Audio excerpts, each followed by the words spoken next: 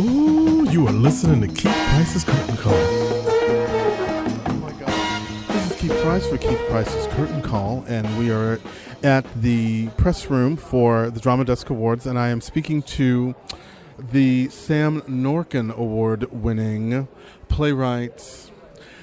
I don't think I want to get into a fight with her because I've seen her with a blade. The fantastic actress, playwright, trend-setting, groundbreaking, I'm going to give you all the adjectives. Danai Gurira is here with me on the Curtain Call, and it is a pleasure and an honor to meet the woman who has helped change part of the face of Broadway. How are you doing? Oh, thank you. I'm doing really great. I think, are you excited about how the world has received Eclipse? I am. In fact, both plays that came out this year are familiar too. I'm very, very touched and excited by how they've been received. I really am. It's like, so has the playwriting bug been a part of you this whole time, and the acting just was like, oh, this is how I'm going to get to do my playwriting? No.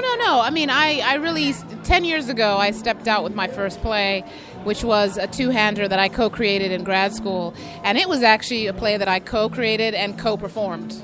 Wow. So, in the continuum. And actually, we were very honored during that time as well, OBs and Drama League and all types of, and Outer Critics, but we were in Africa touring the play. So I never got to experience that time. It was exactly 10 years ago. So it's really great to be a part of this. But yeah, they've always been meshed for me. They've always been a part of being a storyteller. Whatever part I can play in getting a story told, that's what I'll do. It's funny because that's Danai Gurira with me here. And I was talking to Liesl Tomley the other day, and we were having just a kiki moment. And I said to her about telling hard stories that people need to hear and being brave enough, one, to tell them and being brave enough to put them on. Like, how do you find yourself in that wave of bravery? How does it feel? Because, Eclipse is not, that show is not for the weak, honey. You can't come in there not ready to be challenged as a human being, not only as a theater goer, but as a human being. How important is that your work does that? Thank you. I'm really thankful to hear that. The point of it is, I always say this, I create from a place of outrage. I create from a place of hope and love. So I'm creating from a place where what is something I'm not satisfied with, and what I believe could be, I don't see yet. So when I'm creating from that place, I don't have the issue of fear, because the issues I'm trying to grapple with feel bigger than me. So that's really where it comes from, is this has to be told. And then when I start to connect with the people whose voices I'm trying to give, space to, then I feel that responsibility on me. And so then I really have to get out the way and submit to the story. Wow. It's a process, right? It's a total process. It is a process, but it is one that each play I've written requires. It has actually a different requirement from me, and it says it's pulling more and more at different parts of me and saying, this one is I'm actually more scared to write than that one. There's some plays I'm petrified to write, and there's some plays I know I can write and I'll get through it easier. You know what I mean? They all have their different challenges, but that play turns out to be harder to write than that play. And I'm sitting here having this in my mind right now, thinking about something that I've been working on, that I've been afraid to work on it. What is it that you use to push through the fear to go to that place with stuff that is hard? It's bigger than you. It's bigger than you. When we hold on to fear, we're focusing on ourselves. We're focusing on what will happen to me, how will people respond to me, what will people say to me.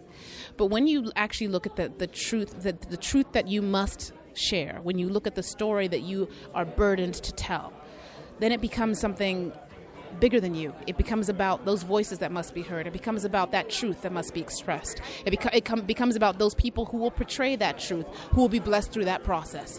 So it becomes about something bigger than you, and that's when you know you have to do it. Nelson Mandela always said, courage is not being fearless. Courage is having fear, but doing it anyway. And of course, he's a great manifestation of that. But I think there's a lot of people who you can look to also, I believe, as mentors, people who had fear and did it anyway. We're scared to write plays. Harriet Tubman transported people across this country to Canada. You know what I mean? Right. During slavery. There are people who did some serious stuff and put themselves in the face of danger so that we could have the freedoms to explore our passions. So we just have to get it done. Fear is going to be there, but it certainly cannot rule your choices and your expressions of self. Wow.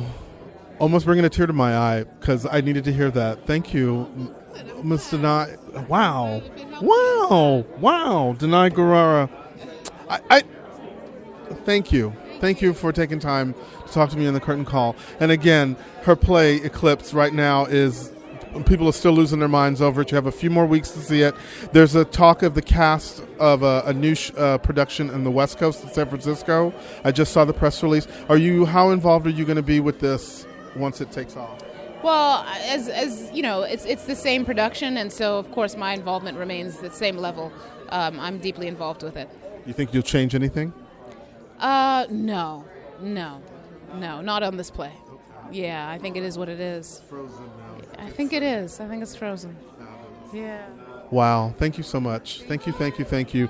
And again, I tell you about her plays, but I know most of you that are thinking about her, remember, she knows how to swing a machete, okay? It's a katana. Come on. I'll get her.